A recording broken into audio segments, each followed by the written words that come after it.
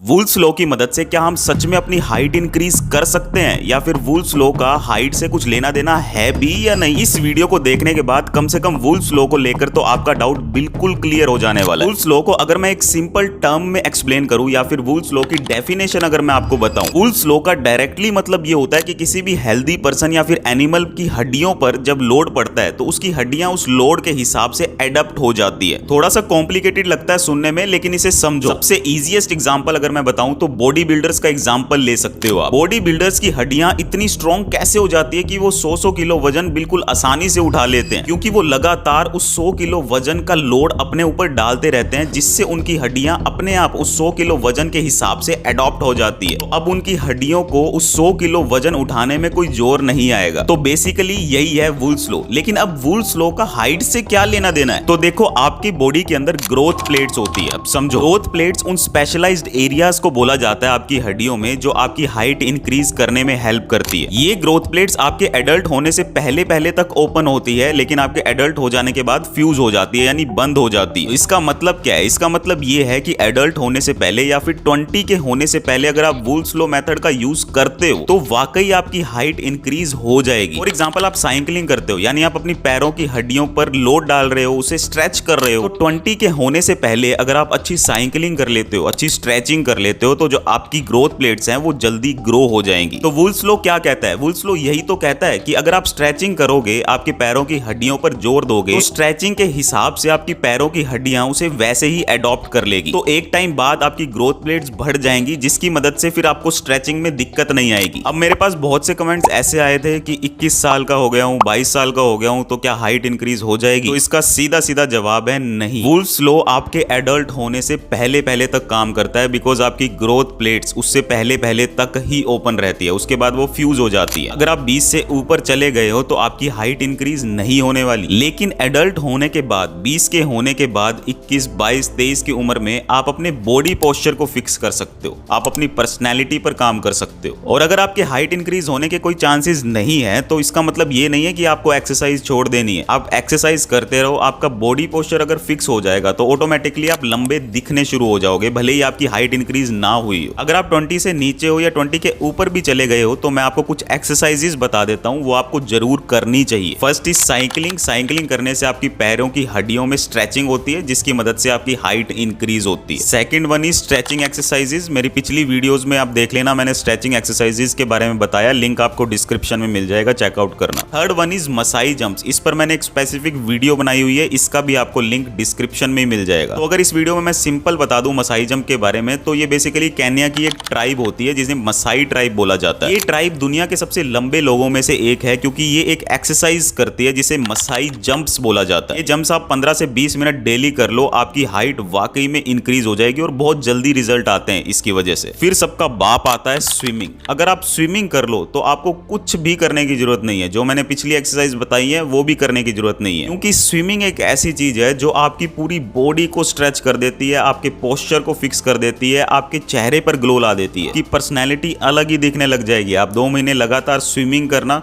आपको पता लग जाएगा। बट स्विमिंग हर किसी के लिए पॉसिबल नहीं है, हर किसी के पास स्विमिंग पूल नहीं होता या स्विमिंग पूल का एक्सेस नहीं होता। जो लोग गांव में रहते हैं वो नहर में छलांगे लगाते हैं, पर उससे कुछ नहीं होगा। स्विमिंग पूल में जाओ, स्विमिंग करो अच्छे से, तभी रिजल्ट आएंगे। इसके अलावा इससे भी ज्यादा जरूरी है आपकी मेंटल हेल्थ। मेंटल हेल्थ के लिए आप मेडिटेशन जरूर करो, चाहे 5 मिनट करो, चाहे 10 मिनट करो। मेडिटेशन इज मस्ट, क्योंकि ये पूरी बॉडी आपकी तभी फिट रहने वाली है, तभी ग्लो आपके चेहरे पर तभी आने वाला है जब आपकी मेंटल हेल्थ ठीक होगी। आप कितनी भी एक्सरसाइज कर लो, कुछ भी कर लो, अगर आपकी मेंटल हेल्थ सही नहीं है, आप स्ट्रेस में रहते हो, आप डिप्रेशन में रहते हो, तो कुछ नहीं होने वाला। तो इसके लिए मेडिटेशन करो, भले ही 10 मिनट 15 मिनट करो, फिर टाइम बढ़ाते रहो, लेकिन करो जरूर। बुक्स रीड करो। आजकल बुक्स रीड करने की हैबिट छूटती जा रही है, मोबाइल की वजह से बुक्स कोई रीड करना ही नहीं चाहता। And the third one is sleep. भाई, नींद बहुत जरूरी है। तो लोग कहते हैं कि आइंस्टाइन 2 घंटे सोकर भी इतना इंटेलिजेंट था या इतना काम कर लेता था, तो वो बेवकूफ़ी है, वो एक स्पेशल पर्सन है भाई। अब वो आइंस्टाइन नॉर्मल लोगों में नहीं आता था, उसका माइंड भी नॉर्मल लोगों से बड़ा था। हम जैसे लोगों के लिए अच्छी नींद लेना बहुत जरूरी है, माइंड को फ्रेश रखने के लिए। अब अच्छी नींद का मतलब ये नहीं है कि आप 10-10 घंटे सो रहे हो। अच्छी नींद का मतलब ये है बिना स्ट्रेस के,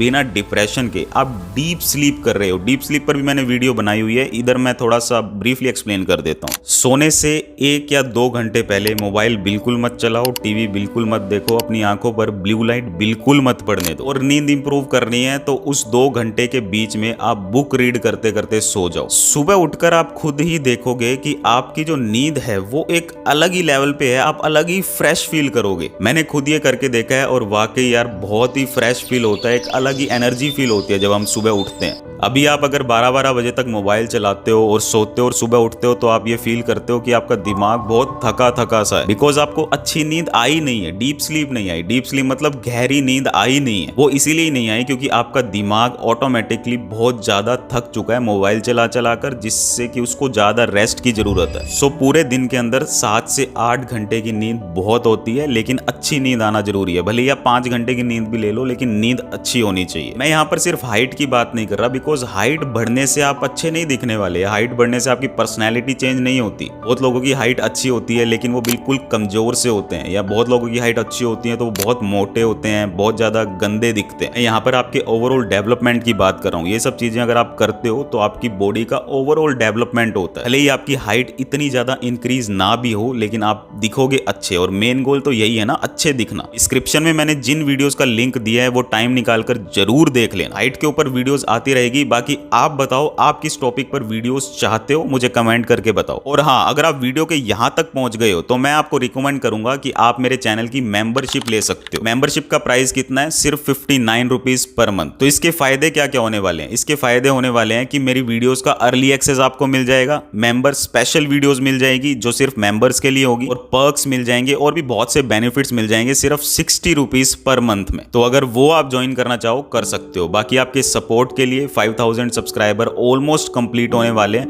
तो उसके लिए थैंक यू। मिलते हैं और वीडियोस के साथ, और इंटरेस्टिंग और इंफॉर्मेटिव वीडियोस के साथ। Thank you.